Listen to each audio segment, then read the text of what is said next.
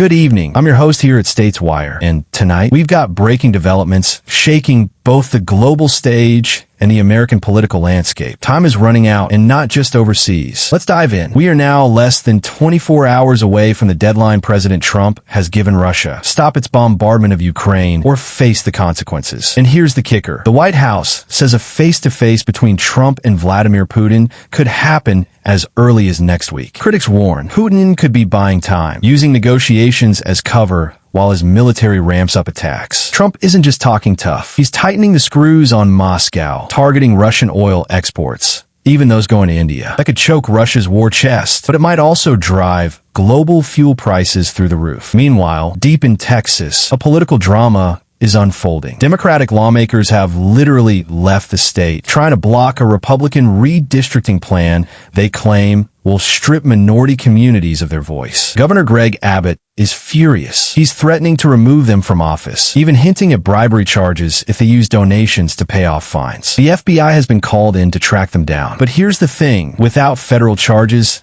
they can't be forced to return. And with bomb threats already being reported, tensions are boiling over. Back in Washington, Trump's latest economic gamble is shaking markets. New tariffs, some as high as 50%, are now in effect. The president says it's about billions in revenue and a level playing field for American workers. Supporters call it short-term pain for long-term gain. Critics? They warn the pain will hit first at the checkout counter, where Americans are already feeling the squeeze. Also today, a new executive order. Trump is moving to stop banks from cutting off conservatives or right-leaning businesses. The White House says it's about protecting political neutrality. Opponents say it's about payback and could hand special advantages to industries like cryptocurrency. And in the nation's capital, things just got even more intense. A violent attack on a member of Trump's Doge team has the president threatening to take direct control of the D.C. Police Department. Experts say, yes, he can step in temporarily or deploy the National Guard. But full federal control? That would take a change to city law, and that's a fight no one's backing down from. Trump is also reigniting his push to exclude undocumented immigrants from the U.S. Census, a move blocked in 2020. If it goes through this time,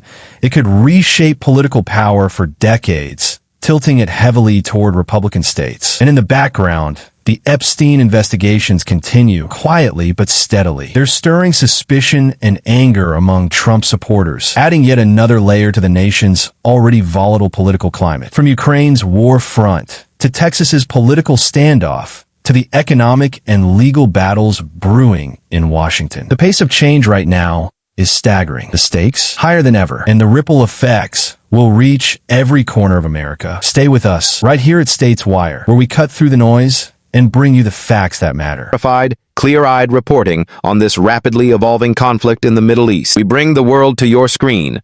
Verified, unfiltered, and sharp. Subscribe and enable notifications for the latest developments.